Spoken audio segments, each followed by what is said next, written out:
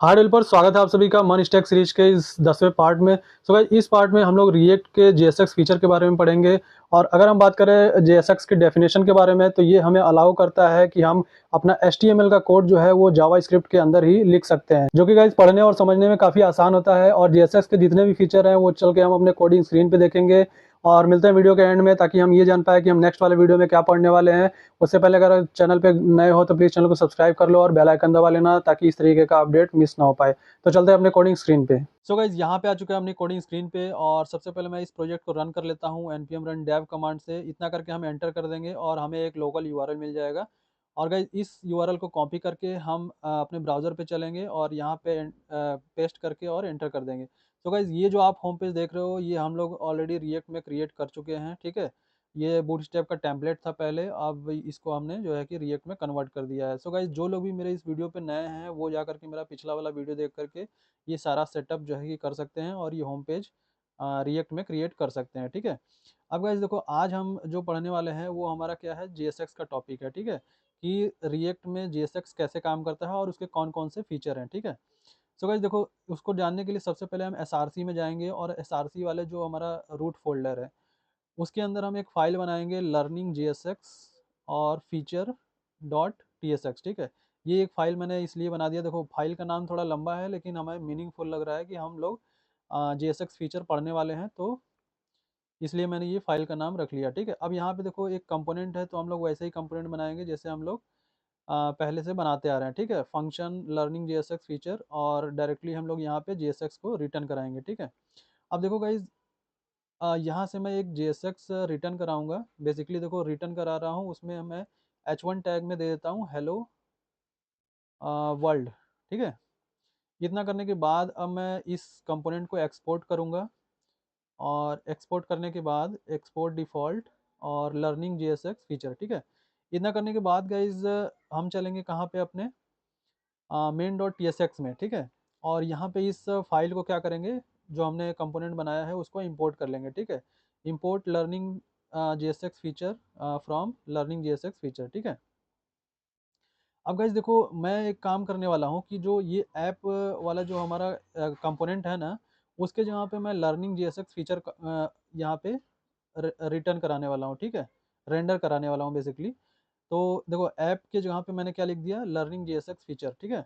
अब देखो, इसको ऐप वाला जो हमारा ये इंपोर्ट किए थे कंपोनेंट, इसको क्या करते हैं, अभी कमेंट कर देते हैं। और जो स्टाइलिंग वगैरह है उसको हम लोग इसी तरह रखे रहेंगे, ठीक है। अब देखो, मैंने फाइल को सेव कर दिया और यहाँ पे जाते हैं ब्राउज़र में, तो हेलो वर्ल्ड हमें यहाँ पे दिखा रहा है, जो हम लोग वहाँ से रिटर्न कर रहे हैं। अब गाइस देखो, मैंने ऐसा क्यों किया कि मैं अपना वो होम पेज हटा करके ये हेलो वर्ल्ड दिखा रहा हूँ, है ना। क्योंकि गाइस देखो, मुझे जो है आपको जीएसएक्स बताना है, तो जीएसएक्स में मैं ये चाहता हूँ कि जो हमें हमारा जो होम पेज है या हमारा जो फ्रंट पेज है वो थोड़ा क्लीन रहे तो ज़्यादा अच्छा है, ठीक है। क्योंकि उस पर बहुत सारा यूआई हो गया था, तो इसलिए मैं सोच रहा था कि उस यूआई को हटा करके मुझे जो आपको दिखाना है उस चीज़ को मैं यहाँ पे ब्राउज़र पे शो करूँ, ठीक है। अभी फ़िलहाल के लिए मैंने app dot T S x को हटा दिया है, लेकिन बाद में हम उसको दोबारा कॉल कर लेंगे तो हमारा यूआई जो है, जो हमारा बूटस्ट्रैप वाला यूआई था, वो आ जाएगा, ठीक है। तो इतना करने के बाद गाइज, अब हम क्या करते हैं, देखो मैं आपको एक चीज़ दिखाता हूँ कि अभी जब हमारे पास JSX है तो हमारा हमें जो है HTML लिखना देखो कितना आसान है, ठीक है। रिटर्न वाले जो फंक्शन है उसमें से हमने देखो H1 टैग को एकदम HTML की तरह लिखा है और हेलो वर्ल्ड करके हमने उसको रिटर्न करा दिया, ठीक है। तो ये हमें काफ़ी ज़्यादा आसान लग रहा है, ठीक है।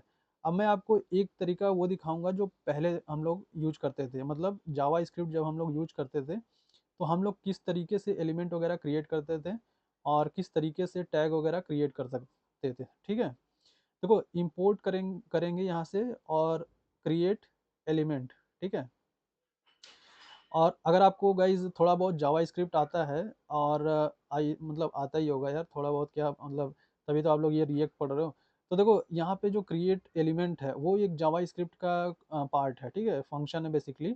वो जो है, हम जब भी एलिमेंट वगैरह क्रिएट करते थे, मतलब करना होता था हमें, तो हम क्रिएट एलिमेंट का यूज करते थे, ठीक है। तो अभी देखो, सेम एज इट इज़ हम लोग मैं आपको एक एलिमेंट क्रिएट करके दिखा रहा हूँ जो कि जावा स्क्रिप्ट का तरीका है, ठीक है। ये रिएक्ट का तरीका नहीं है, ये जावा स्क्रिप्ट का तरीका है। अब देखो, इसमें हमारे पास कितनी मुश्किलें हैं कि हम एक क्रिएट एलिमेंट नाम के फंक्शन में हम h1 टैग को पास कर रहे हैं। तो पहला जो हमारा ये पैरामीटर लेता था वो हमारा एलिमेंट का लेता था। अब इस एलिमेंट में आप h1 दे दो, p टैग दे दो, आप स्पैन दे दो, कोई भी टैग दे दो, एंकर टैग दे दो, वो ले लेगा, ठीक है, जो भी आपको टैग बनाना है, ठीक है। अब देखो इस h1 टैग में ऊपर वाले में मैं एक क्लास नेम दे दे रहा हूँ, ताकि देखो मैं आपको तीन चीज़ दिखाऊंगा कि हम लोग टैग कैसे क्रिएट करते हैं, उसमें क्लास कैसे बनाते हैं, देते हैं उस टैग में, और उसके बाद उसमें टेक्स्ट कैसे लिखते हैं उस कंपोनेंट में, ठीक है, सॉरी उस टैग में। तो देखो यहाँ पे h1 के बाद ये पहला पैरामीटर हमारा टैग का हो गया, और उसके बाद दूसरा जो पैरामीटर है एज ए ऑब्जेक्ट हम लोग क्या करते हैं, उसका आईडी या क्लास उसमें देते हैं। तो वो हमारा क्या करता है, टैग में हमारा आईडी और क्लास को पुट कर देता है, ठीक है, मतलब उससे जो है हमारा आईडी या क्लास जो है क्रिएट हो जाता है h1 टैग में, ठीक। अब उसके बाद गाइस देखो यहाँ पे हेलो वर्ल्ड, ठीक है, ये तीसरा जो पैरामीटर है वो हमारा टेक्स्ट का है, कि हमारा h1 टैग में एक्चुअली में रहेगा क्या, ठीक है। तो यहाँ पे मैंने हेलो वर्ल्ड दे दिया। अब देखो दो आपको दोनों कोड दिख रहा है, ऊपर JSX का कोड है और नीचे क्या है, जावा स्क्रिप्ट का कोड है, ठीक है। तो कौन सा आपको ये चूज करना है, कौन सा आसान लग रहा है, ठीक है। तो देखो अभी हम इतना करके, चलो इसको मैं आईडी के जगह पे इसको क्लास दे देता हूँ, क्योंकि हमने ऊपर में भी क्लास ही रखा है, ठीक है। तो इतना करने के बाद हम क्या करेंगे, फाइल को सेव करेंगे, ठीक है। अब आपको दोनों कंपेयर कर लेना है कोड को, और उसके बाद देखो जैसे ही हम ब्राउजर पे जाएंगे और रिफ्रेश करेंगे, तो देखो हमारा यहाँ पे हेलो वर्ल्ड आ रहा है ना। तो ये जो है जो जावा स्क्रिप्ट के तरीके से आ रहा है। देखो अभी बॉडी में जाएंगे हम लोग, देखो बॉडी को जब ओपन करेंगे ना, देखो h1 टैग में हमारे पास क्लास आ रहा है, क्लास का नाम है हेडिंग, और उसके अंदर जो है हमारा हेलो वर्ल्ड जो है टेक्स्ट आ रहा है, ठीक है। तो ये देखो जो जावा स्क्रिप्ट का पुराना तरीका था, मतलब जो जावा स्क्रिप्ट का तरीका है, उसके थ्रू हम लोगों ने यहाँ पे HTML को रेंडर कराया है, ठीक है। लेकिन ये तरीका थोड़ा सा कॉम्प्लिकेटेड लग रहा है ना। और अभी देखो एक और ये है कि जब भी हमें कोई एलिमेंट में, किसी भी h1 टैग में या किसी भी p टैग में हमें कोई टेक्स्ट जो है डायनेमिकली प्लेस करना रहता था, तो हम उसको कैसे करते थे। अभी document dot gate element by I तो सबको पता होगा, ठीक है। अब उसके अंदर जो आईडी होता था हमारा हेडिंग, उसको दे देते थे, किसी टैग का जो आईडी है वो हेडिंग है, उस हेडिंग को यहाँ पे पास कर दिया, ठीक है। अब उसके बाद देखो इनर HTML के अंदर हम जो है कि जब हेलो वर्ल्ड लिखते हैं, ठीक है, तो ये क्या करता था, जिस भी टैग का आईडी जो है हेडिंग है, उसके अंदर वो हेलो वर्ल्ड पुट कर देता था, ठीक है। ये डायनेमिकली तरीका है किसी भी टैग के अंदर उस टेक्स्ट को पुट करने का, ठीक है। तो इस तरीके से करते थे। तो लेकिन ये भी गाइज आप देखो ना कि एक टैग है जो हमारा HTML में क्रिएटेड है, और उसमें हम लोग डायनेमिकली इस तरीके से हेलो वर्ल्ड को पुट कर रहे हैं, है ना, थोड़ा सा कॉम्प्लिकेटेड लग रहा होगा आपको। तो अब जो है ना यहाँ पे रिएक्ट में सिंपली आपको देखो रिटर्न करा देना है, और रिटर्न के अंदर आपको क्या करना है, h1 टैग जैसे आप नॉर्मल HTML लिखते हो वैसे ही आपको यहाँ पे लिखना है, ठीक है। ये JSX का फीचर है। अब देखो एक बात मैं आपको और बता दूं, पहले देखो मैं इस चीज़ को हटा दे रहा हूँ, ठीक है। एक चीज़ मैं आपको और बता दे रहा हूँ कि ये जो JSX का फीचर है, ये तो फीचर है, लेकिन ये जो JSX है वो डायरेक्टली ब्राउज़र पे जे नहीं शो होता है, ठीक है। ये क्या होता है, ये जो JSX है वो पहले कन्वर्ट होता है, ठीक है। जैसे हमारे पास एक कंपाइलर होता है बेबल नाम का, ठीक है। तो वो क्या करता है, इस JSX कोड को जावा स्क्रिप्ट में कन्वर्ट करता है, तब जा करके वो हमारा ब्राउज़र पे शो होता है। अब देखो यहाँ से तो हम लोग सिंपली लिख दे रहे हैं कि h1 टैग हमने दे दिया, क्लास नेम हेडिंग, है ना, सिंपली जैसे हम लोग HTML लिखते हैं। लेकिन ये जो कोड है उसी कोड में कन्वर्ट होता है जो हमने नीचे लिखा था, जो जावा स्क्रिप्ट का कोड हमने नीचे लिखा था ना, उसी कोड में इस कोड को कन्वर्ट होता है पहले, फिर वो हमें ब्राउजर पे दिखता है, ठीक है। तो कम से कम हमारे पास, वो तो अलग बात है कि वो उस कोड में कन्वर्ट करके ब्राउज़र को दिखता है, वो आपका हेडक नहीं है। आपका हेडक ये था कि हमारी जो रीडेबिलिटी और जो अंडरस्टैंडिंग है, वो चीज़ बढ़नी चाहिए, है ना। वो चीज़ को हम आसान बनाने के लिए अपना सिंटेक्स जो है चेंज कर दिए हैं, ठीक। तो वो हमारा क्या हो गया, आसानी से जो हमारा सिंटेक्स है JSX का वो चेंज हो चुका है, ठीक है, चेंज हो गया है। तो हम इस तरीके से अब हम लिखेंगे तो हमारा काम चल जाएगा, ठीक है। अब देखो ये मैं कमेंट में लिख देता हूँ कि इन JSX class class should be class name, ठीक है। देखो ये चीज़ मैं पहले भी गाइज बता चुका हूँ कि क्लास जो है हमारा JSX में जो क्लास होता है वो हमारा क्लास नेम बन जाता है, ठीक है। जैसे आप नॉर्मल HTML में क्लास लिखते हो ना, उसको हम JSX में क्या लिखते हैं, क्लास नेम। लेकिन वो एज ए ट्रीट होता है क्लास की तरह ही। जब भी आप इंस्पेक्ट एलिमेंट ओपन करके देखोगे ना ब्राउजर पे, वो आपको क्लास नेम नहीं दिखेगा, वो आपको क्लास ही दिखेगा, ठीक है। इसी तरीके का कुछ JSX का जो फीचर था गाइज, इसीलिए मैं इस वीडियो को बना रहा हूँ ताकि आपको अच्छे से समझा पाऊँ, है ना। क्योंकि बहुत सारे ऐसे इंपॉर्टेंट फीचर हैं JSX के जो कि मैं आपको ये कवर नहीं कर पा रहा था उस टाइम पे। तो मैं इस वीडियो में आपको जो है कि ये बताना चाह रहा था। अब देखो, इसके बाद मैं आपको एक और चीज़ दिखाता हूँ। देखो, कॉन्स्ट करके एक मैं वेरिएबल बना रहा हूँ, ठीक है। Const name is equal to Ashutosh Sharma, ठीक है।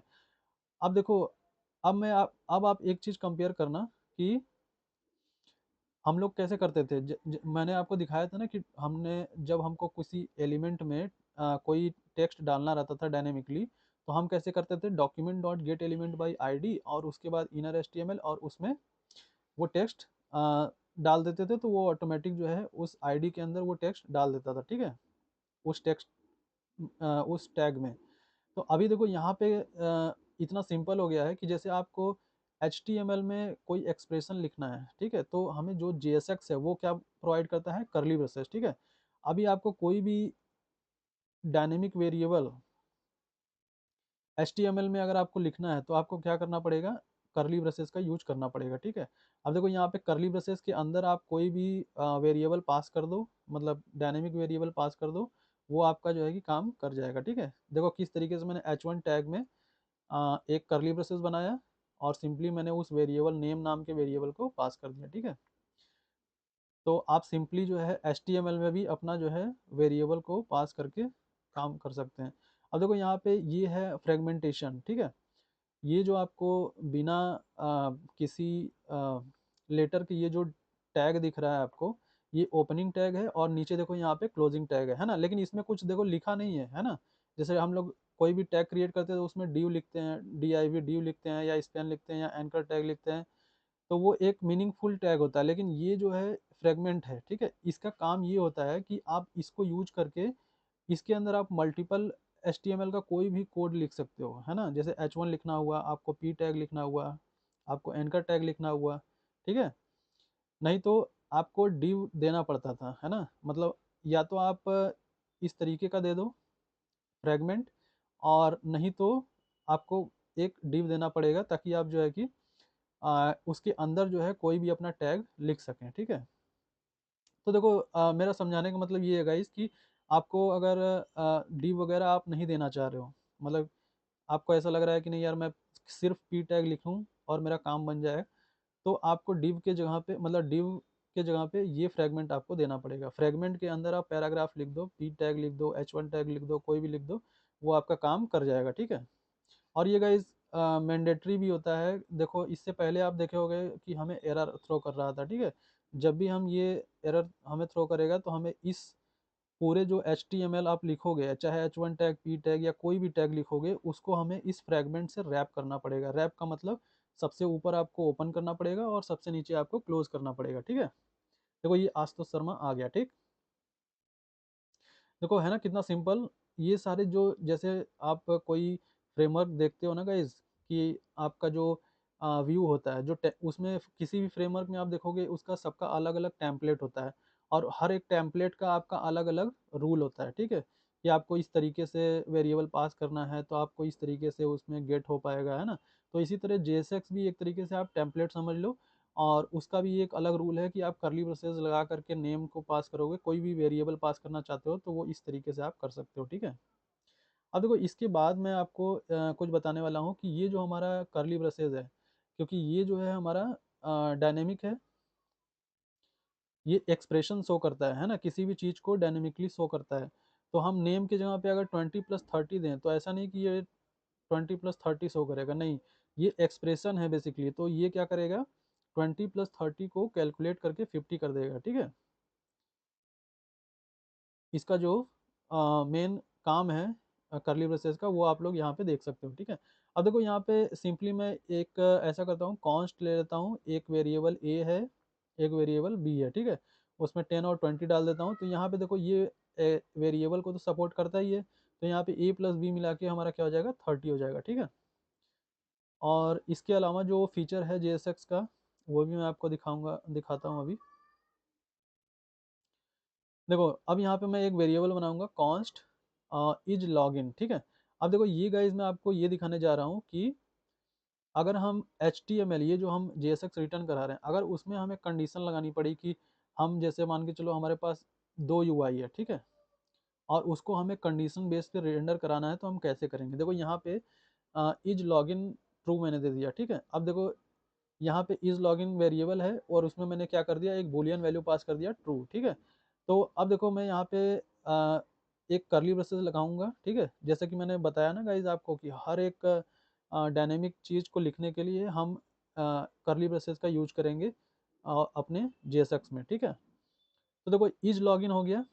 अब यहाँ पे क्या हम करेंगे, टर्नरी ऑपरेटर का यूज करेंगे। इज लॉगिन, अगर इज लॉगिन ट्रू है तो हमें ये वाला H1 टैग दिखेगा, नहीं तो मतलब इल्स में, इल्स हम देखो कैसे लगाते हैं, कॉलन के साथ, ठीक है। आई होप कि आपको टर्नरी ऑपरेटर तो पता होगा, ठीक है। तो यहाँ पे देखो क्वेश्चन मार्क और हमारा ये जो कॉलन है ये दोनों लगा करके हम टर्नरी ऑपरेटर सेट कर देंगे। और देखो अगर हमारा इज लॉगिन ट्रू है तो हमारा हेलो वर्ल्ड आएगा, और अगर लॉगिन नहीं है तो हमारा क्या कर लिखेगा वहाँ पे, प्लीज़ लॉगिन, ठीक है। अब देखो पूरा वो करने के बाद, पूरा एक्सप्रेशन पूरा जो है कि हमें लॉजिक लिखने के बाद इफ एल्स वाला, उसके बाद हम क्या करेंगे, अपना करली ब्रेसेस बंद कर देंगे, ठीक है। अब देखो ना कितना सिंपल नहीं है कि हम एक वेरिएबल में उसके अंदर ही हम HTML भी लिख पा रहे हैं, और उस HTML के मतलब इल्स वाला पार्ट भी लेकर के हम उसमें भी HTML लिख पा रहे हैं, और उस करली ब्रेसेस को क्लोज कर देना है, ठीक है, सिंपली। तो देखो यहाँ पे हमारे पास क्या आ रहा है, हेलो वर्ल्ड आ रहा है ना, क्योंकि अभी जो हमारा इज लॉगिन में क्या है, ट्रू है। अब इसको मैं बता देता हूँ फॉल्स। तो अब देखो क्या आने वाला है गाइज, प्लीज लॉग इन, ठीक है। देखो यहाँ पे प्लीज लॉग इन आ गया, ठीक। तो देखो कितना है ना आसान। ये सिंटेक्स आप लोग जो है कि ना ध्यान से देखना, और ये भी देखना कि मैं करली ब्रेसेस कहाँ ओपन कर रहा हूँ, कहाँ क्लोज कर रहा हूँ, ठीक है। क्योंकि आगे आने वाले टाइम पे ये सारी चीज़ें जो है कि यूज़ होने वाली हैं इस सीरीज़ में, ठीक है। तो आपको जो है कि ये चीज़ ध्यान रखनी पड़ेगी, और आप प्रैक्टिस भी करते मतलब कर लो। तो इतना आई थिंक देखो आपको क्लियर हो गया। और इसके अलावा फिर देखो इसको मैं हटा देता हूँ, है ना।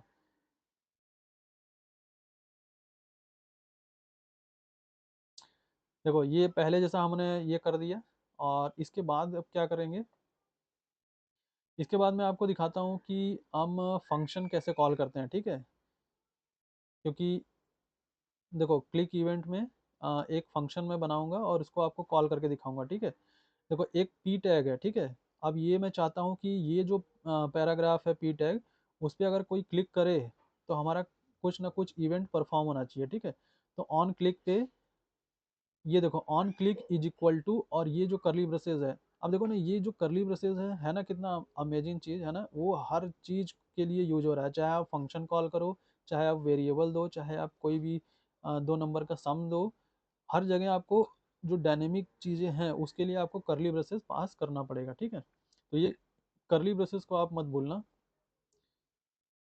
पूरे रिएक्ट में, ठीक है। तो देखो यहाँ पे ऑन क्लिक करके हम यहाँ पे क्या करेंगे, एक फंक्शन का नाम लिखेंगे। उस फंक्शन का नाम हम लिखते हैं जैसे सम, ठीक है। सम नाम से मैंने एक फंक्शन बना दिया, और इसके बाद यहाँ पे देखो कॉन्स्ट सम इक्वल टू, और ये लगा करके, ये देखो गाइज एरो फंक्शन है। अगर आप लोग एरो फंक्शन जानते हो तो ठीक है, अगर नहीं जानते तो मैंने एरो फंक्शन पे भी वीडियो बना रखा है, वो जा करके आप लोग देख सकते हो, है ना। एरो फंक्शन का सिंटेक्स थोड़ा सा अलग होता है। तो सम इक्वल टू, ये देखो फंक्शन ब्रैकेट और एरो लगा करके यहाँ पे करली ब्रेसेस ओपन और क्लोज कर देते हैं, ठीक है। अब देखो यहाँ से हम लोग रिटर्न करवा रहे हैं 4 + 5, ठीक है। तो सम कर दिया, और सम जब यहाँ से क्लिक करेगा कोई भी क्लिक मी पे, तो यहाँ पे 4 और 5 आएगा, ठीक है। 4 और 5 में क्या रिजल्ट है वो चीज़ हमें देखने के लिए ना गाइज, यहाँ पे हमें क्या करना पड़ेगा, कंसोल डॉट लॉग कराना पड़ेगा। देखो रिटर्न करने से तो काम नहीं बनेगा, क्योंकि रिटर्न तो हमारा कहाँ पे रिटर्न कर रहा है, जब उस फंक्शन को कोई कॉल करेगा तभी तो रिटर्न होगा ना यहाँ पे। लेकिन ये तो कॉल कोई कर नहीं रहा, तो यहाँ पे हम क्या करेंगे, कंसोल डॉट लॉग लगा करके 4 + 5 को दिखाएंगे, ठीक है। देखो अब इतना करने के बाद अब हम यहाँ पे आते हैं ना, तो क्लिक करने के बाद देखो हम जैसे ही क्लिक किए हमारा कंसोल में क्या आ गया, 9 आ गया, ठीक है। आप लोग देख भी सकते हो रिजल्ट में। और इतना करने के बाद मैं एक काम करता हूँ, हो सकता है आपको कंसोल में ना दिख रहा हो, बहुत छोटा सा दिख रहा हो, लेकिन इसको मैं क्या करता हूँ, अलर्ट करवा के दिखाता हूँ आपको, ठीक है। एक बार अलर्ट करा देता हूँ, सेव किया, क्लिक मी किया, और देखो ये अलर्ट में हमारा 9 आ गया, ठीक है। तो है ना कितना अमेजिंग चीज़, और लॉजिक भी आपको क्लियर होता चल रहा है कि हम किस तरीके से फंक्शन कॉल करते हैं, किस तरीके से वेरिएबल कॉल करते हैं, वेरिएबल बनाते हैं और उसको जो है कि अपने JSX में यूज कर पा रहे हैं, ठीक है। इसके बाद गाइज देखो, अब हम एक और चीज़ देखने वाले हैं। लैंग्वेज नाम का एक आपका वेरिएबल है, वो आपका एक एरे होल्ड करता है जिसमें बहुत सारी वैल्यू हैं, HTML, जावा स्क्रिप्ट और कोई एक और लैंग्वेज दे देंगे हम लोग, PHP, ठीक है। तो इतना करने के बाद इस लैंग्वेज को अब हम लोग ये देखेंगे कि हम लोग जो नीचे मतलब JSX के अंदर हम लोग इस HTML को कैसे जो है कि इस मतलब एरे को कैसे इटरेट करते हैं, ठीक है, through the map map function, ठीक है। अगर आप लोग को मैप फंक्शन पता है जावास्क्रिप्ट में तो ठीक है, वरना इसके ऊपर भी मैंने एक वीडियो बना रखा है, तो आप लोग जा करके वो वाला भी देख सकते हो, ठीक है। वैसे आपको देखो यहीं पे क्लियर हो जाएगा मैप फंक्शन कैसे यूज होता है। सिंपली देखो आपको करली ब्रेसेस लगाना है ना। मैंने बताया कि जो भी आपको कभी भी डायनेमिक चीज़ें यूज़ करना है करली ब्रेसेस का यूज़ करेंगे।